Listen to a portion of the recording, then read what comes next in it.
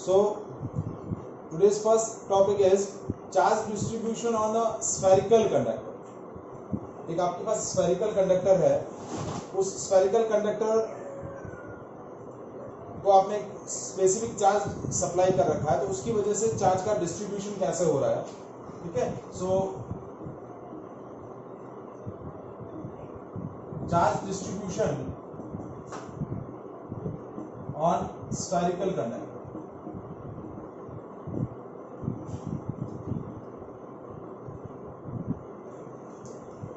We have a spherical shell. हमारे पास एक स्फेरिकल कंडक्टर है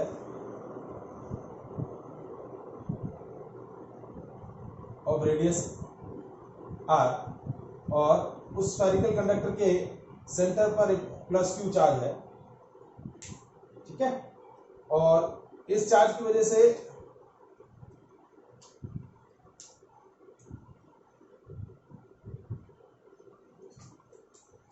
इस चार्ज का आपको क्या करना है, सिमेट्रिक डिस्ट्रीब्यूशन करना है. देखिए, this is your spherical conductor.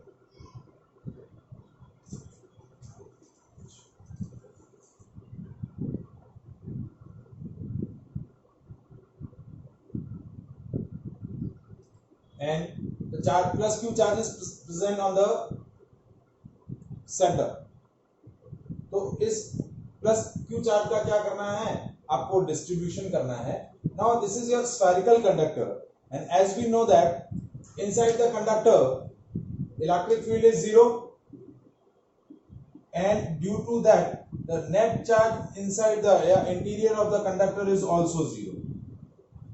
Gauss theorem के अंदर हमने ये चीज डिस्कस करी है कि स्फेरिकल कंडक्टर के अंदर इलेक्ट्रिक फील्ड जीरो होता है, तो उस इलेक्ट्रिक फील्ड की वजह से आपका क्या होता है, interior of the conductor consist zero charge. तो देखिए, ये सेंटर पर प्लस क्यू चार्ज है, तो इस प्लस क्यू चार्ज की वजह से क्या होगा, चार्ज का डिस्ट्रीब्यूशन अब कैसे होगा. देखिए, suppose if you draw Gaussian surface, इस तरीके से इस स्फेरिकल सेल की इनर सरफेस पर हम इस तरीके से गाउसियन सरफेस ड्रॉ करें, तो ये गाउसियन सरफेस जो है वो किसी तरीके का भी नेट चार्ज इंक्लोज नहीं करेगी, क्योंकि क्या होगा, क्यू क्या रहेगा, जीरो रहेगा. तो इस इनर सरफेस पर क्या आ जाएगा, माइनस क्यू चार्ज आ जाएगा. क्या आ जाएगा, माइनस क्यू. इस तरीके से नेगेटिव चार्ज डिस्ट्रीब्यूट हो जाएगा इस गाउसियन सरफेस के अंदर,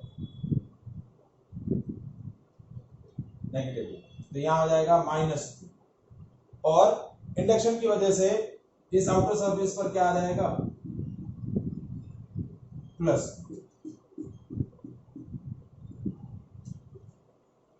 क्योंकि देखिए, इस गाउसियन सरफेस में या इस interior of the spherical conductor में नेट चार्ज क्या होना चाहिए, जीरो होना चाहिए. तो इस क्यू की वजह से ये प्लस क्यू का टर्मिनेशन कहां होगा, माइनस क्यू पर. तो इंटीरियर पर क्या आ जाएगा, माइनस क्यू. और ऑलरेडी ये स्फेरिकल कंडक्टर कोई भी चार्ज कंसिस्ट नहीं कर रहा था, तो इस माइनस क्यू की वजह से आउटर सरफेस पर क्या आ जाएगा, प्लस क्यू. क्योंकि ऑलरेडी ये स्फेरिकल कंडक्टर कोई भी चार्ज कंसिस्ट नहीं कर रहा है. अब सपोज इसी के अंदर हम एक सिंपल सी वैरायटी चेंज करें कि ये एक स्फेरिकल कंडक्टर है, ये इसकी रेडियस r, इसके सेंटर में ये स्मॉल क्यू है, और इसके आउटर सर्कमफेरेंस पर ऑलरेडी चार्ज प्रेजेंट है, that is capital Q. So now explain the charge distribution on the spherical conductor. So as we know that again we are applying the Gauss theorem. तो Gauss theorem के हिसाब से क्या होगा, interior of the conductor electric field zero होगा, so no charge will be reside inside the conductor. तो क्या होगा, इस इंटीरियर रीजन में इस प्लस क्यू चार्ज की वजह से क्या होगा, ये नेगेटिव चार्ज इंड्यूस हो जाएगा, तो माइनस क्यू. और इस माइनस क्यू का इंडक्शन की वजह से क्या हो जाएगा, प्लस क्यू. तो अब आउटर सरफेस पर नेट चार्ज कितना आ जाएगा, capital Q plus small Q. क्योंकि ऑलरेडी आउटर सरफेस पर पहले से एक चार्ज अवेलेबल था, प्लस क्यू, और इंडक्शन की वजह से यहाँ आउटर सरफेस पर क्या आया, इस माइनस क्यू की वजह से यहाँ क्या आ जाएगा, प्लस क्यू. तो ये क्या हो गया, नेट चार्ज आउटर सरफेस पर क्या हो गया, plus Q plus small Q. So that is a charge distribution on the spherical conductor. Is it clear? Any doubt? Now we are taking some more examples related to on this topic. जैसे आपके पास suppose कुछ concentric spherical conductors हैं, जैसे ये दो,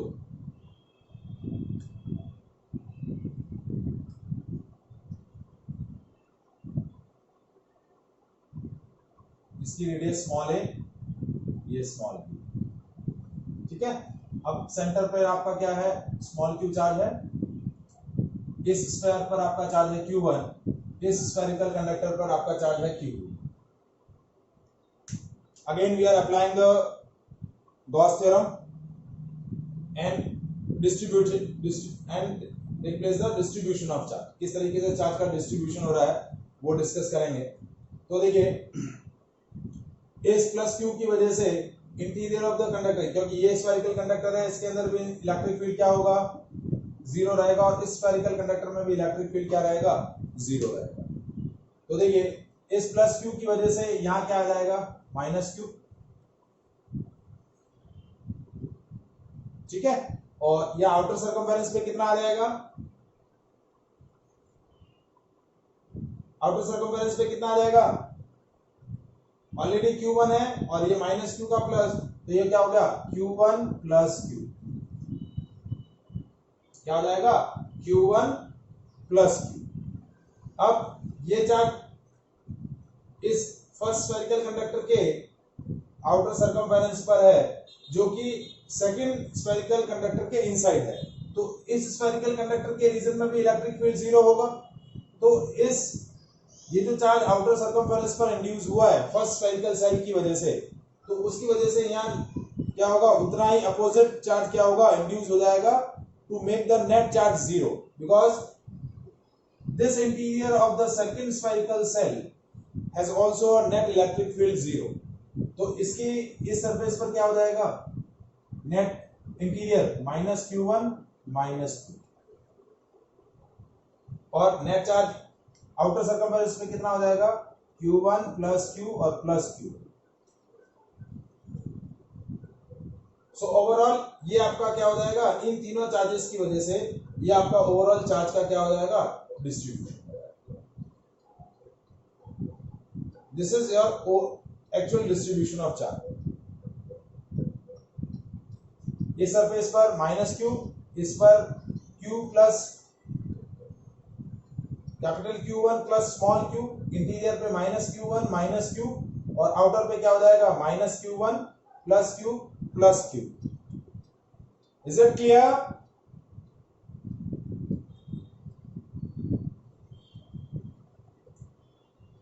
समझ में आया?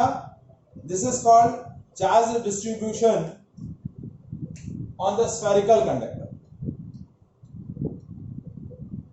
अब देखिए सपोज इस चार्ज की वजह से यदि आपको इसी में एक न्यू वैरायटी ऑफ क्वेश्चन पूछ लिया जाए कि कैलकुलेट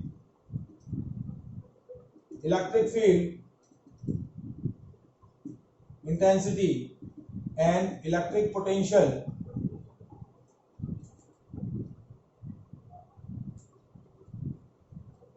एट पॉइंट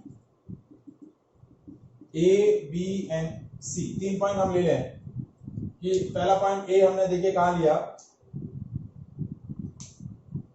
ये फर्स्ट पॉइंट ए, ये point A which is at a distance r1, ठीक है। फिर एक पॉइंट ये लिया, ये B which is at a distance r2, और एक पॉइंट हमने ले लिया ये C which is at a distance r3, ठीक है। और इन तीनों पॉइंट पर ए, बी और सी पर आपको क्या बताना है, नेट इलेक्ट्रिक फील्ड। क्या बताना है, net electric field and net electric potential. तो देखिए पहले हम इलेक्ट्रिक फील्ड कैलकुलेट करें। Electric field inside the spherical shell क्या होता है, जीरो होता है। सरफेस पर क्या होगा, K Q by R square, और आउटर सरफेस पर क्या होगा, K Q by small R square.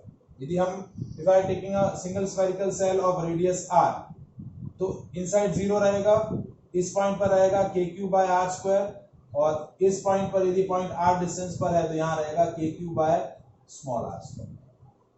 तो देखिए अब मुझे इस पॉइंट ए पर प्लॉट करना है, तो पहले क्या करूंगा, मैं गॉस थ्योरम यहां यूज करूंगा। देखिए तो मैं एक गाउसियन सरफेस ड्रॉ कर लेता हूं। देखिए ये चार्ज का डिस्ट्रीब्यूशन या एक गाउसियन सरफेस ड्रॉ कर ली r1 रेडियस, और इस गाउसियन सरफेस में कितना चार्ज इंक्लोज हो रहा है, how much charge enclose in this Gaussian surface, r1 radius की जो गाउसियन सरफेस है उसमें कितना चार्ज इंक्लोज हो रहा है, स्मॉल q। तो देखिए ई ए पर आपका इलेक्ट्रिक फील्ड क्या होगा,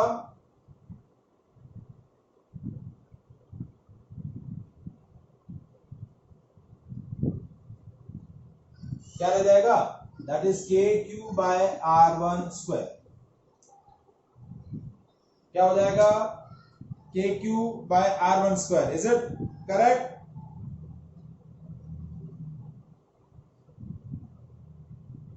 हाँ जी, कितने लोग बोल रहे हैं करेक्ट है?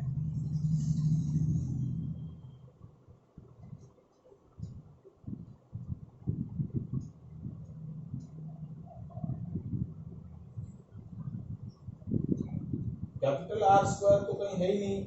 इस स्फेरिकल सेल की रेडियस a है, इस स्फेरिकल सेल की रेडियस b है, ये डिस्टेंस r1 है,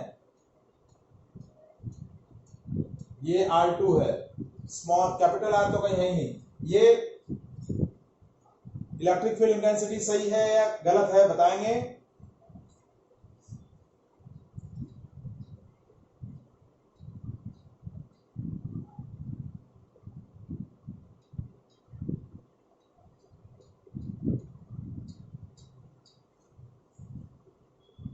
माइनस के क्यू क्यों आएगा बेटा? पॉइंट ए जो है वो इंटीरियर ऑफ द सेल है, इस सेल के इंटीरियर में है, और ये चार्ज कितना इंक्लोज कर रहा है, प्लस क्यू।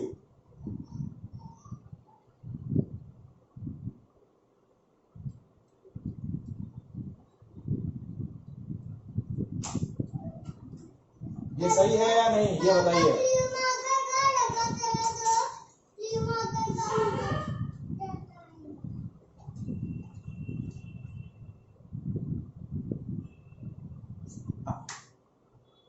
R2 क्यों होगा? मुझे पॉइंट ए यहां लेना है, पॉइंट ए मेरा R1 डिस्टेंस पे है, और ये गॉसियन सरफेस कितना चार्ज इंक्लोज कर रहा है, स्मॉल क्यू। अब देखिए पॉइंट बी पर कैसे, देखिए इलेक्ट्रिक फील्ड कैलकुलेट करना है, तो इस पॉइंट पर गॉसियन सरफेस ड्रॉ करूंगा, R2 रेडियस की।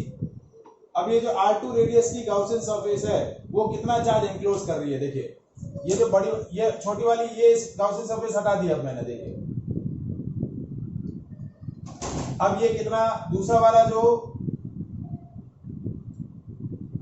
ये पॉइंट हटा दिया, अब ये दूसरी जो गॉसियन सरफेस मैंने ड्रॉ करी पॉइंट बी पर, ये कितना चार्ज इंक्लोज कर रही है, देखिए ये प्लस क्यू, ये माइनस क्यू कैंसिल हो गया, और ये क्या बचा, Q1 plus capital Q, capital Q1 plus small q। तो आपका पॉइंट बी पर इलेक्ट्रिक फील्ड क्या आ जाएगा, K Q1 plus small q by R2 square.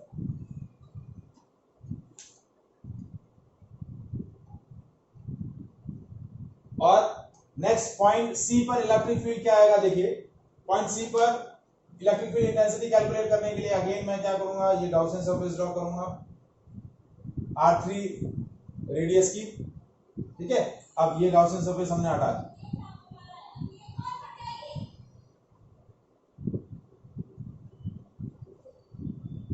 ठीक है। अब ये जो मैंने R3 रेडियस की गॉसियन सरफेस ड्रॉ करी, ये गॉसियन सरफेस कितना चार्ज इंक्लोज कर रही है, Q1 plus Q2 plus small q। क्यों? देखिए, क्योंकि बाकी वाले सारे चार्ज कैंसिल हो रहे हैं। Small q minus small q, ये पॉजिटिव q1 प्लस q, ये नेगेटिव q1 प्लस q। तो ये चारों चार्जेस तो कैंसिल आउट हो गए। सिंपली कौन सा चार्ज बचा? ये वाला चार्ज बचा, q1 plus q plus q।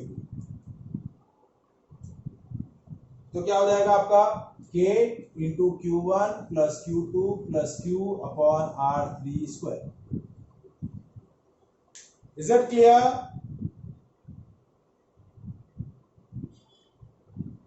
देखिए, हमने सिंपल सा गाउस थ्योरम लगाया, E dot ds is equal to q in upon epsilon not.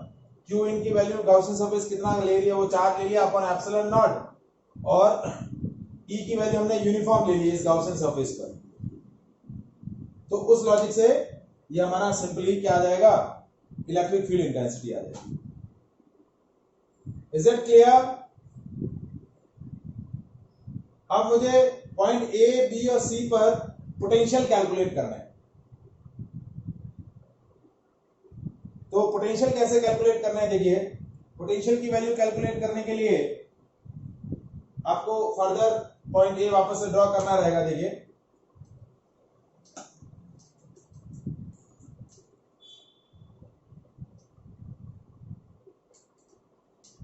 Charge का डिस्ट्रीब्यूशन मैं ऑलरेडी रख रहा हूं। पहले ये पॉइंट सी, ये पॉइंट बी, ये R2 डिस्टेंस पे है, ये R3 डिस्टेंस पे है, और ये पॉइंट ए था, ये R1 डिस्टेंस पे। अब देखिए, पोटेंशियल वाला लॉजिक जो है वो थोड़ा सा आपका कॉम्प्लेक्स हो जाएगा, क्योंकि पॉइंट ए पर सारे चार्जेस की वजह से आपको क्या करना पड़ेगा? पोटेंशियल कैलकुलेट करना पड़ेगा। और चार्जेस कौन से लेने हैं? जो डिस्ट्रीब्यूशंस के बाद आए हैं, उन सारे चार्जेस की वजह से आपको क्या करना पड़ेगा? पॉइंट पोटेंशियल कैलकुलेट करना पड़ेगा। अब देखिए, पॉइंट ए पर पोटेंशियल क्या होगा? पॉइंट ए पर पोटेंशियल किसकी वजह से होगा?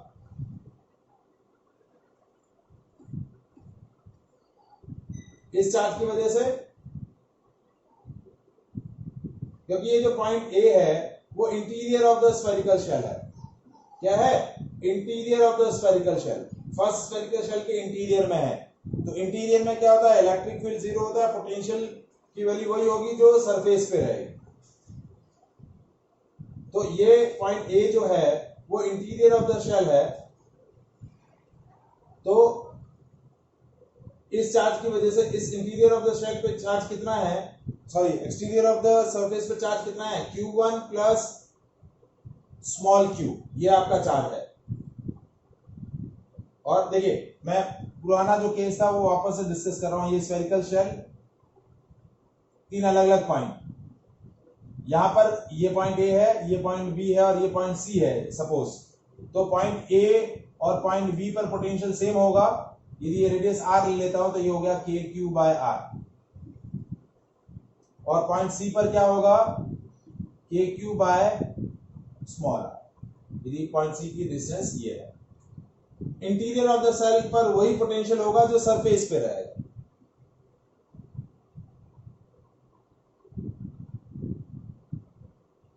तो देखिए, इस पॉइंट ए पर जो आपका इलेक्ट्रिक पोटेंशियल होगा इस चार्ज की वजह से, तो क्या हुआ?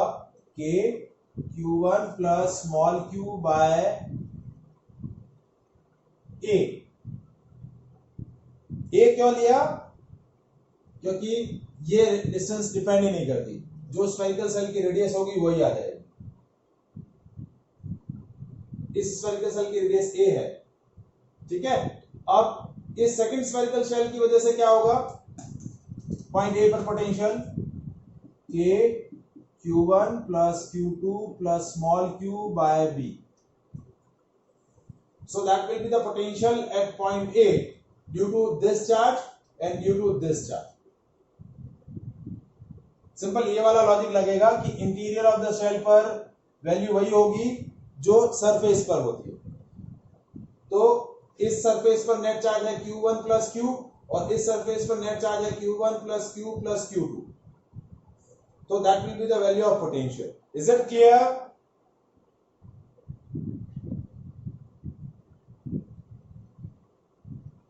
ठीक है।